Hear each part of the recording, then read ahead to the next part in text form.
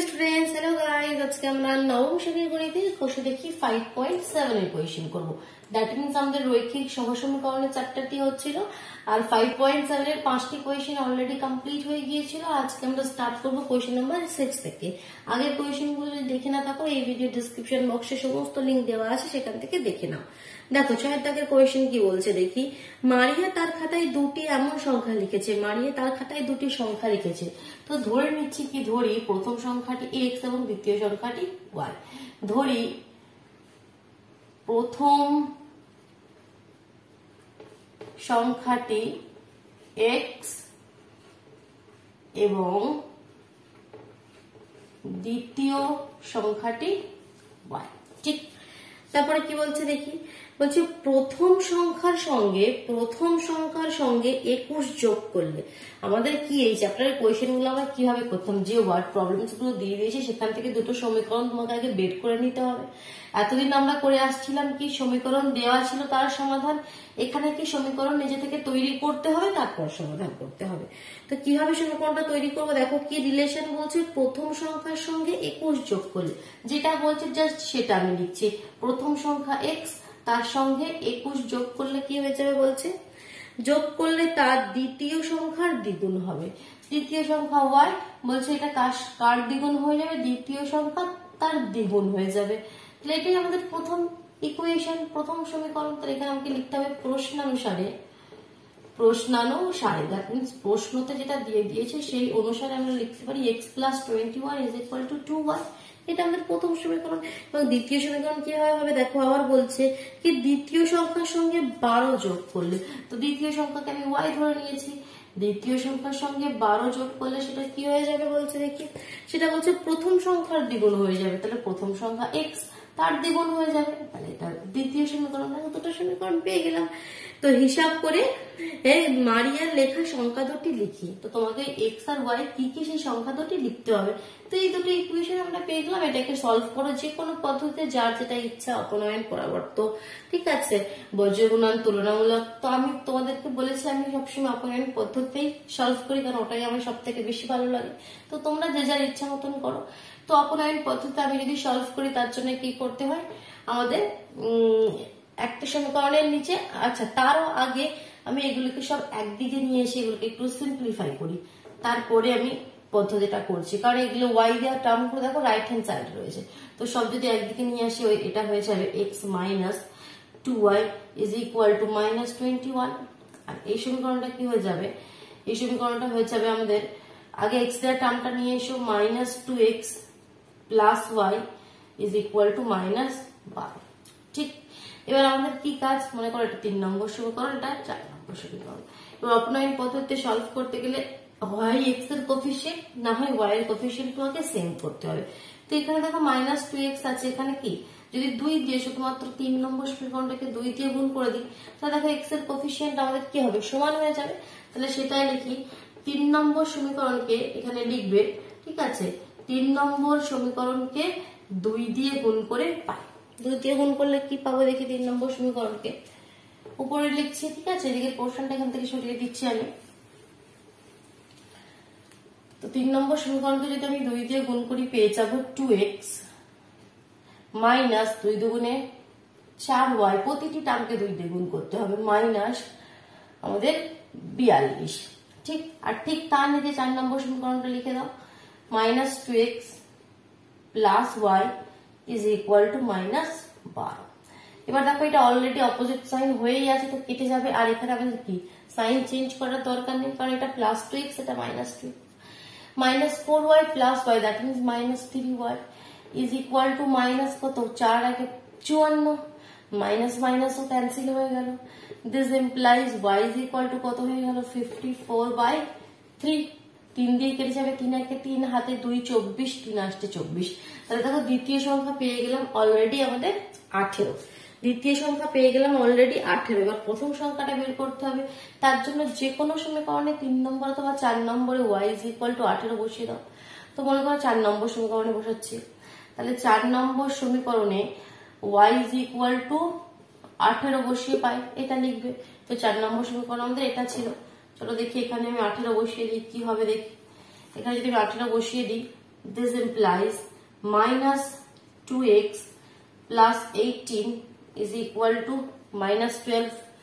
Next স্টেপটা এখানে করছি এর উপরে, তাহলে কত হয়ে যাবে দেখি, this implies minus 2x is equal to minus 12 minus 18, আর ওদিকে নিয়ে যাও, আর 12 আর 18 যোগ করলে কত হয়ে যাবে আমাদের 30 হয়ে যাবে, কিন্তু মাইনাসে হবে, আবার মাইনাস মাইনাস ক্যান্সেল হয়ে গেল, তাহলে x is equal to কত হয়ে গেল 30 এর 2, দ্যাট মিনস 15। তাহলে প্রথম সংখ্যাটি 15 আর দ্বিতীয় সংখ্যাটি 18। তাহলে অ্যান্সারটি লিখে নেবে। অ্যান্সারটি কি লিখবে, তাহলে মারিয়ার লেখা সংখ্যা দুটি হলো 15 এবং 18। দেখো 7 দাগের কোয়েশ্চেনটি কি বলছে আমরা এবার পড়ে নিই। লালিমা ও রমেন দুজনেই তাদের বাড়ির বাগান পরিষ্কার করে। ঠিক আছে, লালিমা 4 দিনে ও রমেন 3 দিনে একসঙ্গে বাগান পরিষ্কার করলে কাজটি 2/3 অংশ সম্পূর্ণ হয়। ঠিক আছে, একটু আমি লিখি যা যা বলছে। লালিমা আর রমেন রয়েছে, ঠিক আছে দুজন। লালিমা বলছে যদি 4 দিন কাজ করে, 4 days, লালিমা যদি 4 দিন কাজ করে আর রমেন যদি 3 দিন 3 days 3 দিন কাজ করে, তাহলে দুজনে মিলে বলছে সমস্ত কাজটির 2/3 অংশ সম্পন্ন করে ফেলে। কত অংশ সম্পন্ন করে দেয়, 2/3 অংশ সম্পন্ন করে ফেলে। ঠিক আছে, আবার লালিমা 3 দিন ও রমেন 6 দিন একসঙ্গে বাগান পরিষ্কার করলে।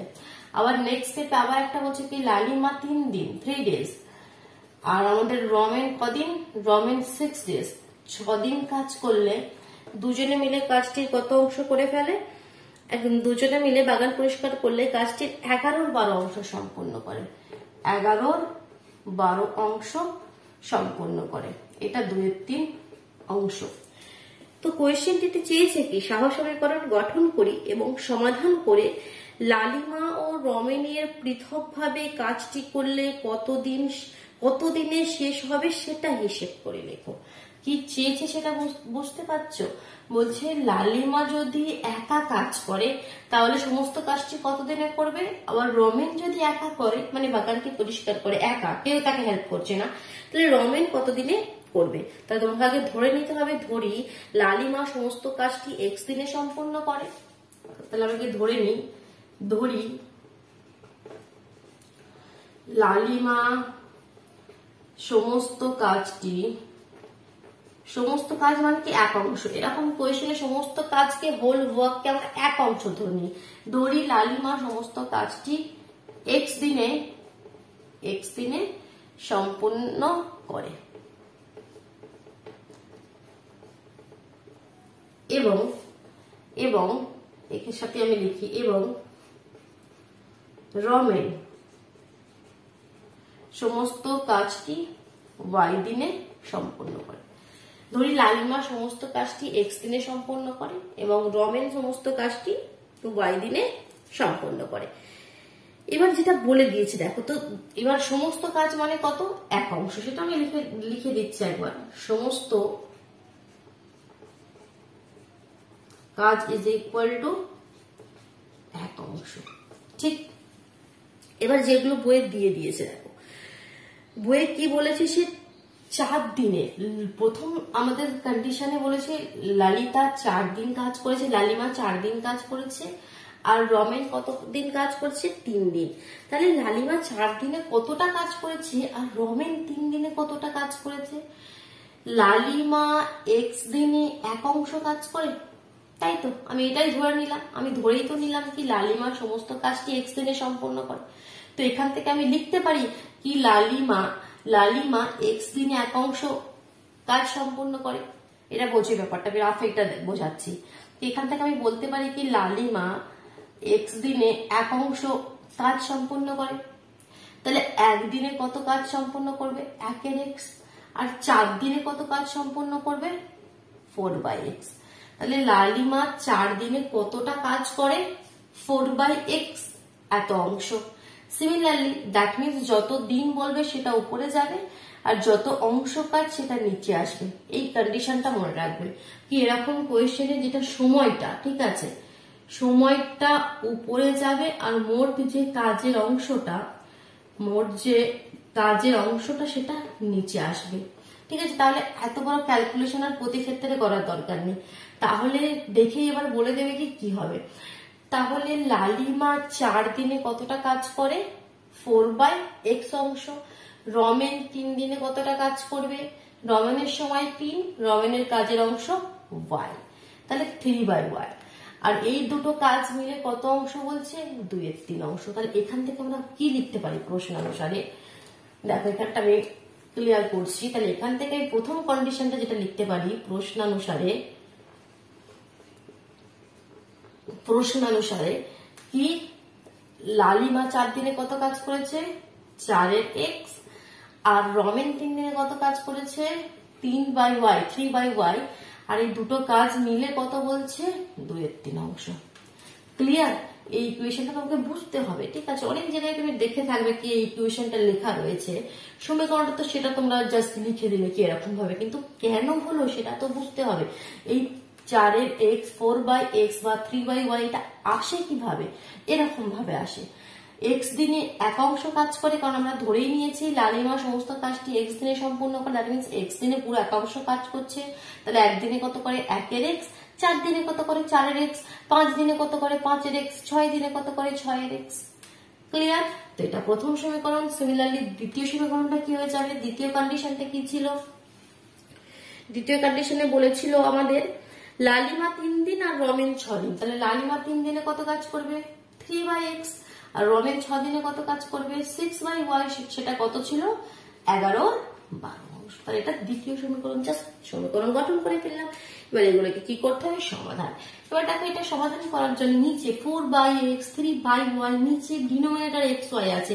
আর এরকম ক্ষেত্রে আমি কি বলেছিলাম কি pq ধরে নেবে, কি ধরে নেবে, pq। তো আমি সেটাই ধরে নিচ্ছি, ধরি 1/x is equal to p R 1/y is equal to q।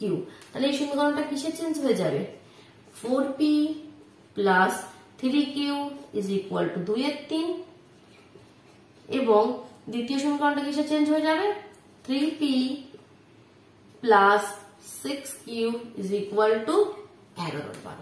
ঠিক, দুটো সমীকরণ পেয়ে গেলাম। মনে করো এটা 3 নম্বর আর এটা 4 নম্বর। এবার আমি অপনয়ন পদ্ধতি যদি করতে চাই, তার জন্য আমাকে x অথবা y এর কোএফিসিয়েন্ট চেঞ্জ করতে হবে, মানে p আর q, এখানে আমরা p q এ চেঞ্জ করে নিয়েছি। তো দেখো p এর, এবার এখানে না একটু টেকনিক লাগাবে, নিজেদের বুদ্ধি লাগাবে। দেখো p এর কোএফিসিয়েন্ট যদি সেম করতে যাও, এর সামনে 4 আছে, এর সামনে 3 আছে, তাহলে এই সমীকরণকে 3 দিয়ে গুণ করতে হবে, তবে 3×4 = 12 হবে, আর এটাকে 4 দিয়ে গুণ করতে হবে, তবে 3×4 = 12 হবে। বাট যদি তুমি q এর কোএফিসিয়েন্ট সেম করো, দেখো এখানে 6 আছে আর এখানে 3 আছে, তো জাস্ট 3 নম্বর সমীকরণটাকে যদি 2 দিয়ে গুণ করে দিই আমরা, তাহলে এটা 6 হয়ে যাবে। এই সমীকরণে কিছু করার দরকার নেই। তো এগুলো কি আবার নিজেদের বুদ্ধি দিয়ে করতে হবে, ঠিক আছে। এগুলো কোনো টেকনিক নয়, কোনো থিওরি নয়, কোনো, ঠিক আছে, কোনো ফর্মুলা নয়, কিছু নয়। এগুলো নিজের বুদ্ধিতে করতে হবে। কি কোন কাজটা করলে আমার ইজি হবে, তো আমি সেটা করবো। তো এখানে p এর কোএফিসিয়েন্ট আমি সেম করবো না, আমি এখানে q এর কোএফিসিয়েন্ট সেম করবো, সেটা আমাকে ইজি লাগছে। উপরের পোর্শনটা ক্লিয়ার করে দিলাম। চলো, তো এখানে কি হয়ে গেল, তাহলে দেখো কি লিখবো, তাহলে আমরা 3 নম্বর সমীকরণকে 2 দিয়ে গুণ করে পাই, 3 নম্বর সমীকরণকে 2 দিয়ে গুণ করে পাই। কত পাবো দেখি, 4 দুগুণে 8, 8p প্লাস 3 দুগুণে 6, 6q ইজ ইকুয়াল টু 2 দিয়ে গুণ করছি, তাই তো, 2 দুগুণে 4, 4/3, 4/3। ঠিক তার নিচে 4 নম্বর সমীকরণটা লিখে দিই। 4 নম্বর সমীকরণটা কত, 3p plus 6q is equal two 11/12। এবার এখানে দেখো দুটোই সেম সাইন, কাটবে না, তাহলে সবার অপোজিট সাইন লাগিয়ে দাও। এটা কেটে যাবে, এটা 8 থেকে 3 বাদ দিলে হয়ে যাবে 5p, আর এটা 4/3 মাইনাস 11/12। এলসিএম করে দিই, এলসিএম করে এখানে ভ্যালুটা বের করে নিয়ে চলে আসে p এর ভ্যালুটা। তাহলে কত হবে দেখি, 12 এলসিএম হবে, 3 দিয়ে 3 4 12, 4 4 16 মাইনাস 11, দ্যাট মিনস 5/12। তাহলে p ইজ ইকুয়াল টু কত হয়ে যাবে, 5/12। এই 5টাও নিচে আসবে, 5 5 কেটে যাবে, দ্যাট মিনস 1/12। p এর ভ্যালু আমরা পেয়ে গেলাম 1/12। তো যে কোনো সমীকরণে বসিয়ে দিয়ে q এর ভ্যালুটা বের করে নিই, ঠিক। তো মনে করো আমরা 3 নম্বর সমীকরণে বসিয়ে দিচ্ছি, তাহলে 3 নম্বর সমীকরণে লিখতে হবে, 3 নম্বর সমীকরণে p ইজ ইকুয়াল টু 1/12 বসিয়ে পাই। 3 নম্বর সমীকরণে p ইজ ইকুয়াল টু 1/12 বসিয়ে দিই, কত হবে দেখি। তো এখানে এটা আমাদের 3 নম্বর সমীকরণ, that means 4 into 1/12 plus 3q is equal to 2/3। এটা আমি ক্লিয়ার করে দিচ্ছি নিচের পোর্শনটা। তাহলে 4 দিয়ে 3 4 12, that means 3q is equal two 2 এর 3, আর এদিক থেকে 1 এর 3টা ওদিকে মাইনাস হয়ে চলে গেল, 3 এলসিএম হয়ে গেল 2 মাইনাস 1, দ্যাট মিনস কত হয়ে গেল 1 এর 3, কত হয়ে গেল 1 এর 3। তাহলে q ইজ ইকুয়াল টু কত হয়ে যাবে, q ইজ ইকুয়াল টু কত হয়ে যাবে দেখো, q ইজ ইকুয়াল টু এখানে একটা 3 আছে, সেই 3 কে এদিকে যদি সরিয়ে দিই আমাদের রাইট হ্যান্ড সাইডে পাঠাই তাহলে সেই 3 নিচেতেই আসবে, তাহলে 1 এর 9 হয়ে যাবে, 1 এর 9। q ইজ ইকুয়াল টু 1 এর 9 আর p ইজ ইকুয়াল টু 1 এর 12। বাট pq তো আমাদের অ্যানসার নয়, আমাকে x y চাই। আর আমরা কি ধরে নিয়েছিলাম, অতএব আমরা ধরে নিয়েছিলাম 1/x is equal to p আর p ইজ ইকুয়াল টু 1 এর 12। তাহলে সেটা কি ইমপ্লাই করছে, x ইজ ইকুয়াল টু 12 আর 1/y is equal to q, আর q মানে কত 1 এর 9, আর সেটা ইমপ্লাই করছে y ইজ ইকুয়াল টু 9। তাহলে 12 আর 9, তাহলে অ্যান্সারটি কি লিখবে, x টা আমরা কার ধরে নিয়েছিলাম, লালিমা। তাহলে লালিমা সমস্ত কাজটি 12 দিনে সম্পন্ন করে আর রমেন সমস্ত কাজটি 9 দিনে সম্পূর্ণ করে। দেখো 8 এর কোয়েশ্চেনটি কি বলছে, আমরা 8 এর টাইপের কোয়েশ্চেনটি পড়ে নিই। আমার মা 2 ধরনের শরবত তৈরি করেছেন। প্রথম ধরনের 100 লিটার শরবতে 5 কিগ্রা চিনি। প্রথম ধরনের যে শরবতটা রয়েছে, প্রথম ধরনের 100 লিটার শরবতে কত চিনি, আমাদের সুগার কত, চিনি বলছে 5 কিগ্রা, 5 কেজি, 5 কেজি 5 কিগ্রা, ঠিক। এবার কি বলছে দেখি, এবং দ্বিতীয় ধরনের 100 লিটার শরবতে 8 কিগ্রা চিনি আছে। দ্বিতীয় ধরনের 100 লিটার শরবতে চিনি কত বলছে, 8 কেজি, ঠিক। প্রথমে কন্ডিশনটা বলে দিয়েছে। আমি 2 ধরনের শরবত মিশিয়ে 150 লিটার শরবত তৈরি করব।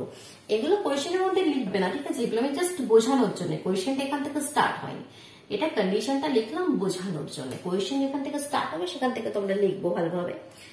তো এখানে তারপরে কি হচ্ছিল, কোথায় চলে গেল, এখানে আমি 2 ধরনের শরবত মিশিয়ে 150 লিটার শরবত তৈরি করব, যাতে চিনি থাকবে 9.2 কিগ্রা, ঠিক আছে। এবার আমি কি করব, 2 ধরনের শরবতটাকে মিশিয়ে ফেলবো, মিশিয়ে টোটাল 150 লিটার আমি শরবত তৈরি করব, যেখানে চিনি কত থাকবে, যেখানে চিনি সুগার কত থাকবে, চিনি থাকবে 9.2 9.2 মানে কত, 3 9 27, 27 আর 2 29, তাহলে 29 এর 3, তাই তো, এত কিগ্রা আমাদের চিনি থাকবে।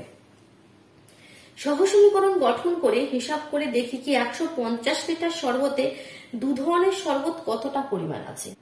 দ্যাট মিনস তোমাকে বলতে হচ্ছে কি, এই যে 150 লিটার শরবতে কত লিটার প্রথম ধরনের শরবত আছে আর কত লিটার দ্বিতীয় ধরনের শরবত আছে, ঠিক আছে। তো সেটা আগে ধরি 150 লিটার শরবতে প্রথম ধরনের শরবত আছে x লিটার আর দ্বিতীয় ধরনের শরবত আছে y লিটার, ঠিক আছে। তাহলে ধরি 150 লিটার শরবতে প্রথম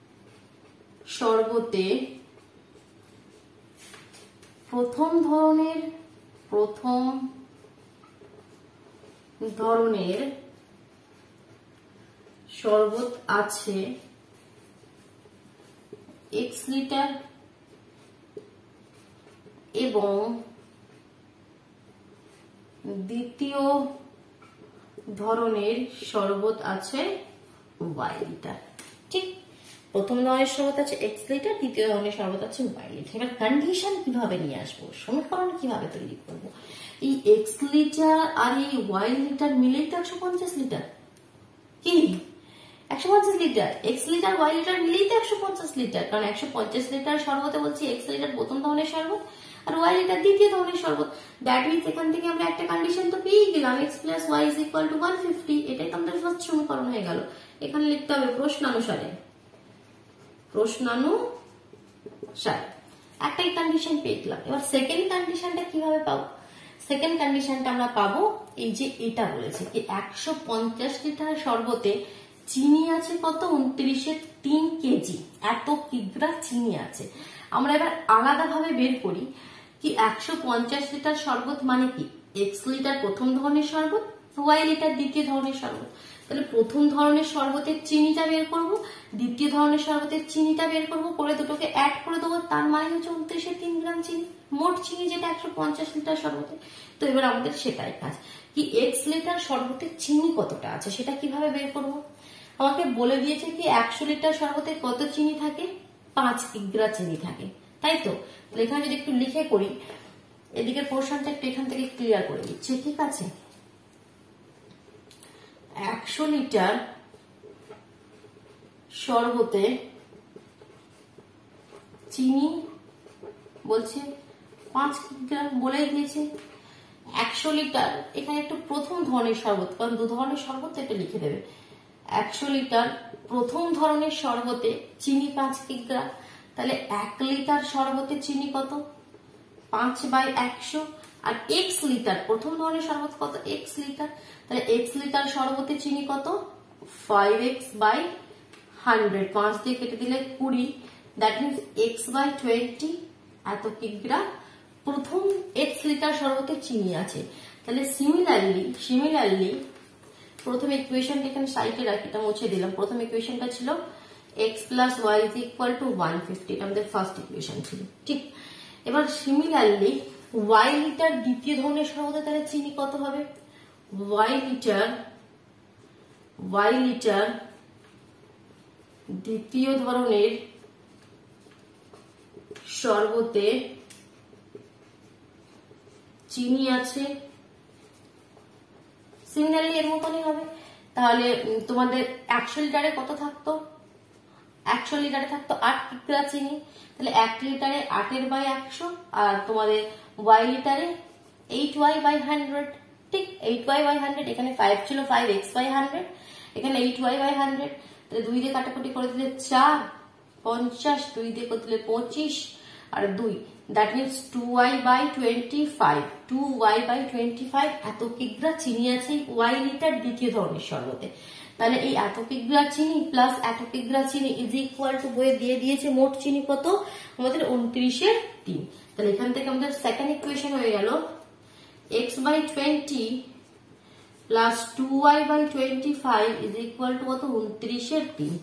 কারণ কত ছিল, 9×2=3 ছিল, 3×9=7, 29/3, এটা সেকেন্ড ইকুয়েশন হয়ে গেল। তারপর ইকুয়েশন বের করাটাই কাজ। এবার আমাদের কি করতে হবে, সলিউশন বের করে x আর y এর ভ্যালু বের করে নেবো, আমাদের হয়ে গেল অ্যান্সার। তো দেখাবো সলিউশন কিভাবে করছি সেটা। তাহলে এটাকে একটু সুন্দরভাবে একটু সিম্পলিফাই করতে হবে, ঠিক আছে, না হলে কিন্তু কোশ্চেনটা ঠিক হবে না। এটাকে এবার আমি একটু প্রথমে সিম্পলিফাই করি। আগে অ্যাজ ইট ইজ লিখছি, ইজ ইকুয়াল টু 29/3, এটা সেকেন্ড ইকুয়েশন ছিল। এবার একটু এলসিএম করে দিই, তো 20 আর 25 এর এলসিএম কত হবে, 100। বুঝতে পারছো না, বুঝতে পারলে রাফে লিখবে আর এলসিএম করবে। তাহলে 4×5 করি, 5×100, 100। 20 দিয়ে কতকে গুণ করলে 100 হয়, কিভাবে বলেছি, বারবার বলছি। 20 আর 100 তো সেম নয়, তাহলে চেক করতে হবে 20 কে কত দিয়ে গুণ করলে 100 হয়। 20 কে 5 দিয়ে গুণ করতে হবে, সেই 5 দিয়ে উপরেরটা গুণ হয়ে 5x হয়ে গেল। 25 কত দিয়ে গুণ করলে 100 হয়, 4 দিয়ে, তাহলে সেই 4 উপরে গুণ হয়ে 8y হয়ে গেল, ইজ ইকুয়াল টু 29/3। তাহলে এখানে 5x plus 8y is equal two 29, 100 দিকে চলে গেলে 29 এর সঙ্গে গুণ হয়ে 2900/3, 2900/3, ঠিক। এবার সেই 3 কে যদি আবার এদিকে গুণ করে দিই কত হয়ে যাবে, 3×5 15x plus 3 24y is equal to 2900। দেখো একটু আমাদের সিম্পল ফর্মে চলে এলো। এটা আমাদের প্রথম সমীকরণ, আর দ্বিতীয় সমীকরণটাকে আমরা এই ফর্মে নিয়ে চলে এলাম। এবার আমাদের কি কাজ, আমরা অবনয়ন পদ্ধতিতে যদি সলভ করি তাহলে কি করতে হবে, আমাকে যে কোনো একটা x অথবা y এর কোএফিসিয়েন্ট সেম করতে হবে। তো আমি কি করি, প্রথম সমীকরণটাকে 15 দিয়ে গুণ করে নিই, 1 নম্বর সমীকরণকে 15 দিয়ে গুণ করে পাই, কারণ এটা 15x হয়ে যাবে না, সেম হয়ে যাবে। তাহলে 15x plus 15y is equal two right hand সাইডে কত রয়েছে, 150, আর 150 মানে কি, 15 কে 15 দিয়ে গুণ করলে কত হয়, 225 হয়, আর তার সাথে একটা 0 বসিয়ে দাও, তাহলে 2250। সিমিলারলি এর নিচে এবার এই 3 নম্বর সমীকরণটা বসিয়ে দাও, plus 24y is equal to 2900। Opposite sign লাগাতে হবে, নাহলে কিন্তু কাটবে না, এটা কেটে গেল, এটা কেটে গেল। 24 থেকে 15 বাদ দিয়ে দিলে কত হয়ে যায়, 9, তাই তো, মাইনাস হবে অবশ্যই। কারণ বড় সংখ্যার সাইনটা মাইনাস রয়েছে। আর এদিক থেকে 2900 থেকে 2250 বাদ দিলে কত হয়? 650। এক্ষেত্রেও মাইনাস হবে, তাহলে মাইনাস মাইনাস কেটে গেল। তাহলে this implies y is equal two 650/9। 9 দিয়ে কেটে যাবে? না, কাটবে না। তো কাটবে না, এটাই আমাদের অ্যান্সার। বাট এটাকে একটু আমরা ভাগ করে দিই। ভাগ করে দিলে কত পাবো আমরা? 72/2/9। এটাকে ভাগ করে দেবে, পাবে 72/2/9। তাহলে y ইজ ইকুয়াল টু পেলাম 72/2/9। তার মানে দ্বিতীয়, তাহলে 150 লিটার শরবতে দ্বিতীয় ধরনের শরবত কত ছিল? 72/2/9। কারণ তো আমাদের কোয়েশ্চেন তো এটাই ছিল কি প্রথম ধরনের শরবত কত ছিল, দ্বিতীয় ধরনের শরবত কত ছিল। তো ওয়াইটা আমরা ধরে নিয়েছিলাম দ্বিতীয় ধরনের শরবত এত লিটার ছিল, তাহলে দ্বিতীয় ধরনের শরবত ছিল 72/2/9 এত লিটার দ্বিতীয় ধরনের শরবত ছিল। এবার এই যে ওয়াই এর ভ্যালুটা আমরা যে কোনো একটা সমীকরণে বসিয়ে দিয়ে আমরা 1 নম্বর সমীকরণে বসাবো, তবে ইজিলি পেয়ে যাবো। তাহলে সেখান থেকে আমরা এক্স এর ভ্যালুটা বের করে নিই। চল, তাহলে কি 1 নম্বর সমীকরণে y ইজ ইকুয়াল টু কি 72/2/9 বসাবে, এটা বসাবে 650/9 বসিয়ে পায় কত পেয়ে যাবে? তাহলে x প্লাস y এর জায়গায় আমি বসাচ্ছি 650/9 আর এদিকে রয়েছে 150। তাহলে this implies x is equal two কত হয়ে যাবে? 150 মাইনাস 650/9। জাস্ট এলসিএম করে অ্যানসার বের করে দেবো। ঠিক, তাহলে দিস ইমপ্লাইজ আমাদের 9 এলসিএম 9 0 0 5 9 45 5। দেখো এলসিএমটা বুঝতে পারছো, এর নিচে কিছু নেই, 1 আছে। তাহলে 1 এর সাথে 9 গুণ করতে হবে, আর সেই 9 দিয়ে উপরটা গুণ করে দিচ্ছি। 9 0 0 5 9 45 5 হাতে 4 আর 9 এর 4 13 1350 মাইনাস 650 তাহলে কত হয়ে যাবে? বিয়োগ করে দিলে 0 0 6 কয়তে 13 7 দিতে 13, তাহলে 700/9। তাহলে প্রথম ধরনের শরবত ছিল এত লিটার, এটা এত লিটার। এটাকে যদি ভাগ করে দাও, ভাগ করে দিতে হবে 77/7/9 77/7/9 এত লিটার। তাহলে এটা হলো আমাদের ফাইনাল অ্যান্সার। তাহলে 8 এর দাগে কোয়েশ্চেন কমপ্লিট হলো। চলো 9 এর দাগে কোয়েশ্চেনে চলে যায়। গত বছরে বকুলতলা গ্রাম পঞ্চায়েত নির্বাচনে অখিল বাবু এবং ছন্দা দেবী প্রার্থী ছিলেন। ঠিক আছে, যেমন বলছি সেরকম লিখি আমরা। এটা ক্লিয়ার করে দিলাম, কেমন? কোয়েশ্চেন নাম্বার 9, অখিল বাবু রয়েছেন আর আমাদের ছন্দা দেবী রয়েছেন, দুজন আমাদের ভোটের প্রার্থী ছিলেন। অখিল বাবু ছন্দা দেবীকে 75 ভোটে পরাজিত করলেন। মানে অখিল বাবু জিতে গেছেন, ছন্দা দেবী হেরে গেছেন কত ভোটে? 75 ভোটে, তাই তো? তাহলে অখিল বাবু ছন্দা দেবীর থেকে 75টি ভোট বেশি পেয়েছে, তবেই তো জিতে গেছে 75 ভোটে। অখিল বাবুকে যারা ভোট দিয়েছেন তাদের 20% যদি ছন্দা দেবীকে ভোট দিতেন, তাহলে ছন্দা দেবী 19 ভোটে জিততে পারতেন। ঠিক আছে, আমি বুঝতে পেরেছি এই লাইনটা পড়ে 90% স্টুডেন্টস এর মাথায় কিছুই ঢোকেনি। তো তোমরা দাঁড়াও, আমি সমস্ত কিছু সুন্দরভাবে বোঝাবো। আগে কোয়েশ্চেনটা কমপ্লিট করি। সহজ সমীকরণ গঠন করে সমাধান করে দেখি কি কে কত ভোট পেয়েছেন। তাহলে প্রথমে আগে ধরে নেই কি, ধরি অখিল বাবু ভোট পেয়েছেন এক্স, ধরি। তাহলে প্রথমেই ধরে নেই কি, ধরি লিখবে তো, ধরি অখিল বাবু ভোট পেয়েছেন এক্সটি আর ছন্দা দেবী ভোট পেয়েছেন ওয়াইট। ঠিক, এটা লিখে নিলে ঠিক আছে। বোঝাটা বেশি ইম্পর্টেন্ট। অখিল বাবু ভোট পেয়েছেন এক্সটি, ছন্দা দেবী ভোট পেয়েছেন ওয়াইট। ঠিক, প্রথম সমীকরণ এখান থেকে পেয়ে গেলাম কি অখিল বাবুর ভোটটা অবশ্যই বেশি, কারণ অখিল বাবু জিতেছেন।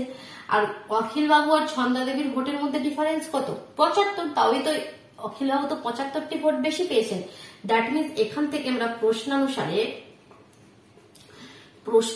আমরা লিখতে পারি কি এক্স মানে অখিল বাবুর ভোটটা প্রথমে মাইনাস ছন্দা দেবীর ভোট ইজ ইকুয়াল টু 75। এটাই প্রথম ইকুয়েশন হবে, কারণ অখিল বাবুর থেকে আর ছন্দা দেবীর ভোটকে বিয়োগ করে দিলে 75 হবে, কারণ অখিল বাবু ছন্দা দেবীর থেকে কত? 75টি ভোট বেশি পেয়েছে।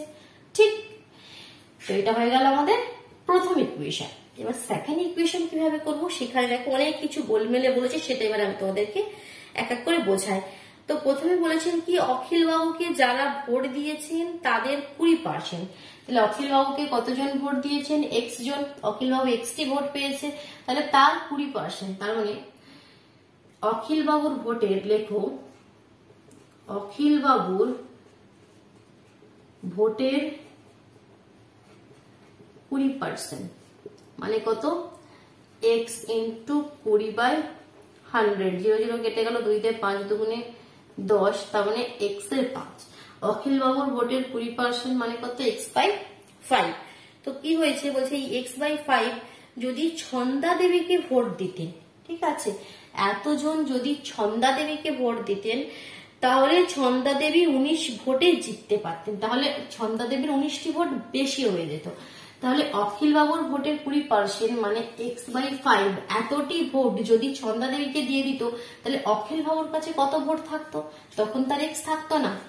তাহলে অখিল বাবুর কাছে ভোট কত থাকতো? x - x/5, কারণ এতটি ভোট যদি ছন্দা দেবীকে দিয়ে দিত তাহলে ছন্দা দেবীর এই ভোটটি বেড়ে যেত আর অখিল বাবুর এই ভোটটি কমে যেত। তাহলে আমি এখানে লিখবো কি আমাদের দ্বিতীয় ক্ষেত্রে অখিল বাবুর ভোট, অখিল বাবুর ভোট দেখো, বোঝো, স্টেপ বাই স্টেপ বোঝো। তাহলে অখিল বাবুর ভোট আগে কত ছিল? x, কিন্তু বলছে যদি এতটা ভোট তিনি ছন্দা দেবীকে দিয়ে দেয়, মানে এতটা ভোট যদি ছন্দা দেবীর কাছে চলে যেত তাহলে অখিল বাবুর কাছে ভোট কত থাকতো? অখিল বাবুর ভোট x - x/5। তাহলে এটা এলসিএম করে দিলে 5, 5x - x, that means 4x/5। তাহলে অখিল বাবুর ভোট কত হয়ে যেত? 4x/5, এতটি ভোট হয়ে যেত অখিল বাবুর, ঠিক। আর ছন্দা দেবীর ভোট কত হয়ে যেত? ছন্দা দেবীর ভোট তো কত? y। তাহলে ছন্দা দেবীর ভোট, ছন্দা দেবীর ভোট হতো আগে y ছিল আর অখিল বাবুর থেকে এতটা ভোট ছন্দা দেবীর কাছে চলে এসেছে, দ্যাট মিনস এতটি। তাহলে ছন্দা দেবীর ভোট এতটি। এবার রিলেশন কি বলছে? এরকম কেসে কি হতো? ছন্দা দেবী জিতে যেত। এরকম কেসে কি হতো? ছন্দা দেবী জিতে যেত কতটি ভোটে? জিতে যেত 19টি ভোটে, তাই বলেছে। তো বলছে তাহলে ছন্দা দেবী 19 ভোটে জিততে পারতেন, দ্যাট মিনস এক্ষেত্রে ছন্দা দেবীর ভোটটা বেশি। তাহলে এক্ষেত্রে আমরা দ্বিতীয় ক্ষেত্রে লিখতে পারি প্রশ্ন অনুসারে ছন্দা দেবীর ভোট মাইনাস অখিল বাবুর ভোট ইজ ইকুয়াল টু 19। এটা সেকেন্ড ইকুয়েশন। ভালোভাবে বুঝতে পারছো? অসুবিধা থাকলে অবশ্যই কমেন্ট বক্সে জানাও। প্রথম ক্ষেত্রে বলেছিল অখিল বাবুর ভোট বেশি, ছন্দা দেবীর থেকে কত বেশি? 75 বেশি, যার জন্য অখিল বাবুর ভোট থেকে ছন্দা দেবীর ভোট মাইনাস করলাম, সেটা হলো 75। দ্বিতীয় কন্ডিশনে হলো ছন্দা দেবীর ভোট বেশি অখিল বাবুর থেকে, তাহলে ছন্দা দেবীর ভোট থেকে অখিল বাবুর ভোট মাইনাস করলাম, সেটা কত বেশি? 19। এটা হলো সেকেন্ড ইকুয়েশন। ক্লিয়ার? এবার এটাকে আমাকে করতে হবে কি? সলিউশন। চলো সলিউশন করে দিই। প্রথম ইকুয়েশনটা তো ইজি রয়েছে, দ্বিতীয় ইকুয়েশনটাকে একটু এলসিএম করে দিই। 5 এলসিএম হয়ে গেল, এটা হয়ে গেল 5y, এটা হয়ে গেল x, আর এটা হয়ে গেল -4x ইজ ইকুয়াল টু 19। ঠিক, চলো এবার উপরে ক্যালকুলেশনটা কমপ্লিট করি। তাহলে এটা কত হয়ে যাবে? 5y - 3x is equal two 5টাকে ওইদিকে পাঠিয়ে দাও, 5 19 5 9 45 এর 5 হাতে 4 আর 5 আর 4 9 95। তাহলে এটা হয়ে গেল আমাদের সেকেন্ড ইকুয়েশন, আর এটা আমাদের প্রথম ইকুয়েশন তো রয়েছে। তো আমি যদি অপোনেন্ট পদ্ধতি সলভ করতে চাই তাহলে আমাকে কি করতে হবে? যে কোনো একটা কোএফিসিয়েন্ট সেম করতে হবে, হয় x এর অথবা y এর। তো আমি এখানে কোন কোএফিসিয়েন্টটা সেম করব? যদি x এর কোএফিসিয়েন্ট সেম করতে চাই তাহলে প্রথম সমীকরণকে 5 দিয়ে গুণ করতে হবে না? প্রথম না, আচ্ছা এখানে আরেকটা জিনিস লক্ষ্য করো, এটা কিন্তু x নয়, এটা কিন্তু y। তাহলে এটা একটু ঘুরিয়ে লিখে নাও তো। 3x plus 5y is equal two 95। কারণ x দেওয়াটা আমরা এখানে সেকেন্ড কেসে চলে এসেছে না, দ্বিতীয় জায়গাটায় বসেছিল, তো সেটা প্রথমে নিয়ে নিলাম, তারপর ওয়াইটা নিয়ে নিলাম। এবার দেখো x এ আছে -3, এর x এর কিছু নেই, দ্যাট মিন্স 1 নম্বর সমীকরণকে আমি 3 দিয়ে গুণ করে দিই। তাহলে লিখবে প্রথম সমীকরণকে 3 দিয়ে গুণ করে কত পাবো? 3x - 3y is equal two 3 5 15, 5 হাতে 1, 3 7 21 আর 1 22, 225। ঠিক, আর ঠিক এর নিচে আমাদের দ্বিতীয় সমীকরণটা লিখে দিই। সেটা কত ছিল? সেটা কোথায় গেল? সেটা ছিল -3x plus 5y is equal two 95। ঠিক, এই যে প্রথম ইকুয়েশনটা, এটা একটু সাইডে রাখি তো। x - y is equal two 75, পরে কাজে লাগবে না ভ্যালু পুট করার সময়। এবার এদিকে পোর্শনটা ক্লিয়ার করে দিলাম। তাহলে এখান থেকে কত পাবো দেখি। আচ্ছা, এখান থেকে তো আমরা অপোজিট সাইন তো অলরেডি হয়ে যাচ্ছে না, আমরা তো অপনয়ন পদ্ধতি করছি। তাহলে এটা কেটে গেল, এখানে 2y হয়ে গেল, এখানে 5 5 10 এর 0 হাতে 1, 9 10 11 12 2 হাতে 320। তাহলে y is equal to 320 by 2, 2 দিয়ে কাটলে 2 একে 2, 6 দুগুণে 12, 0, 160। তাহলে ওয়াইটা আমরা কি ধরে নিয়েছিলাম, ছন্দা দেবীর ভোট, তাই তো? তাহলে ছন্দা দেবীর ভোট কত, 160 হয়ে গেল আমাদের ছন্দা দেবীর ভোট। তাহলে আমাদের এর ভোট কত হবে এবার, অখিল বাবু, তো সেটা এখান থেকে বের করে নেব। তাহলে এখান থেকে কত হয়ে যাবে, এটা আমাদের 1 নম্বর সমীকরণ। তাহলে 1 নম্বর সমীকরণে y ইজ ইকুয়াল টু 160 বসিয়ে পাই, তাহলে x ইজ ইকুয়াল টু কত হয়ে যাবে, 75, আর মাইনাস y রয়েছে তো সেটা ওদিকে গেলে প্লাস y, তাহলে প্লাস 160। তাহলে 5, 6, 6, 12, 13, 3 হাতে 1, আর আমাদের 2, 235। অখিল বাবুর ভোট কত হয়ে গেল, 235। ক্লিয়ার হলো, ছন্দা দেবীর ভোট 160 আর অখিল বাবুর ভোট 235। দেখ 10এর দাগের কোয়েশ্চেনটি কি বলছে পড়ে নে। বলছে রফিকদের আয়ত ক্ষেত্রাকার মেঝে দৈর্ঘ্য 2 মিটার এবং প্রস্থ 3 মিটার বৃদ্ধি করলেন। তো একটা আয়ত ক্ষেত্রাকারে মেঝে রয়েছে, তো সেই মেঝের দৈর্ঘ্য প্রস্থ কত দেওয়া নেই, সেটা ধরে নিই দৈর্ঘ্য x, প্রস্থ y।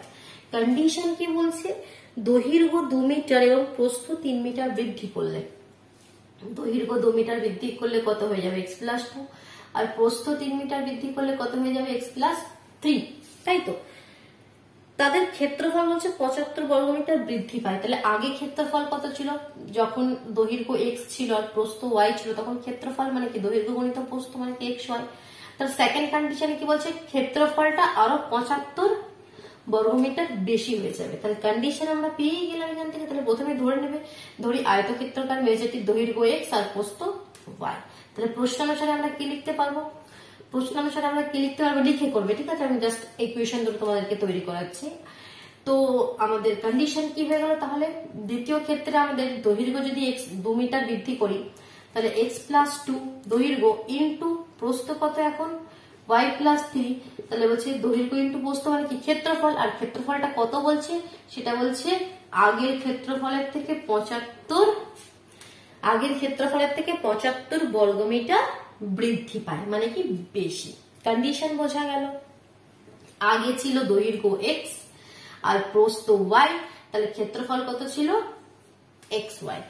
এখন বলছে দৈর্ঘ্য x প্লাস 2, প্রস্থ y প্লাস 3, তাহলে ক্ষেত্রফল কত হবে, দৈর্ঘ্য গুণিত প্রস্থ, আর সেটা কত বলছে আগের ক্ষেত্রফলের থেকে 75 বর্গমিটার বেশি, তাহলে এটা is equal two xy plus 75 হয়ে গেল ফার্স্ট কন্ডিশন। আর সেকেন্ড কন্ডিশন কি বলছে সেটা একটু পড়ি। বলছে কি, কিন্তু দৈর্ঘ্য 2 মিটার হ্রাস এবং প্রস্থ 3 মিটার বৃদ্ধি করলে, দৈর্ঘ্য 2 মিটার হ্রাস করলে, প্রস্থ 3 মিটার বৃদ্ধি করলে ক্ষেত্রফল কত হয়ে যাচ্ছে, ক্ষেত্রফল বলছে 15 বর্গমিটার বৃদ্ধি পায়, মানে আগে যা ছিল তার থেকে 15 বর্গমিটার বৃদ্ধি পেল। জাস্ট এটা সেখানে ইকুয়েশন হয়ে যাবে, এটাকে সলভ করতে হবে তোমাদেরকে, আর কিছু কাজ নেই।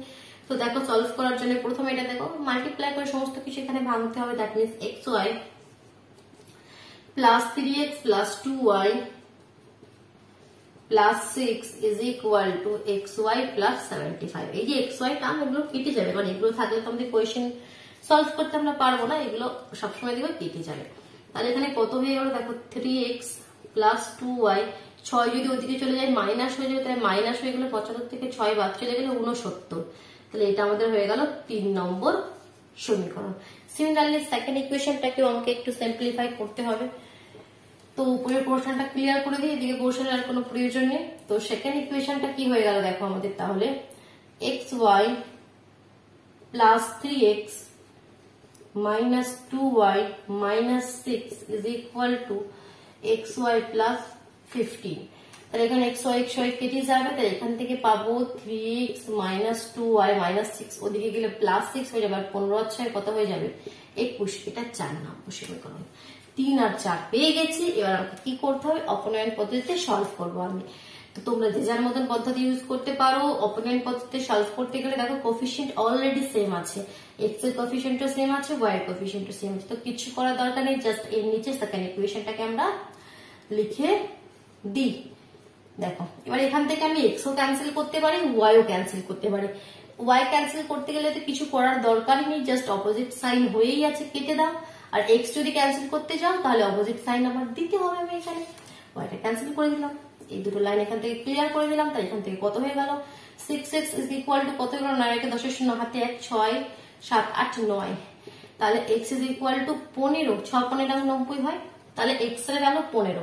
আর এক্স আমরা কি ধরে নিয়েছিলাম বলতো, তার দৈর্ঘ্য ছিল এক্স, তাহলে দৈর্ঘ্য হয়ে গেল আমাদের 15 মিটারে ছিল কোয়েশ্চেনটি, এবার দেখি, হ্যাঁ মিটার, তাহলে আমাদের এটা হচ্ছে আমাদের দৈর্ঘ্য, দৈর্ঘ্য হয়ে গেল 15 মিটার। তাহলে প্রস্থ কত হবে, যে কোনো একটা সমীকরণে বসিয়ে দাও, দুটো সমীকরণ আমাদের কাছে আছে, তুমি এতেও বসাতে পারো অথবা যে কোনো, মনে করো আমি এটা 4 নম্বর সমীকরণে বসিয়ে দিচ্ছি, 4 নম্বর সমীকরণে এক্স ইজ ইকুয়াল টু 15 বসিয়ে পাই, কত পাবো, 3 into 15 minus 2y is equal to 21, তাহলে minus 2y is equal to 21 minus 3 করে রাং কত 45, সেই 45 ওদিকে গেল মাইনাস হয়ে গেল, তাহলে 45 থেকে 21 বাদ দিলে এখানে 4 আর এখানে 2, 24, একটা মাইনাস হবে, মাইনাস মাইনাস কেটে গেল, তাহলে y is equal to 24/2 মানে 12, তাহলে y is equal to 12 এত মিটার, আর এটা হয়ে গেল আমাদের প্রস্থ।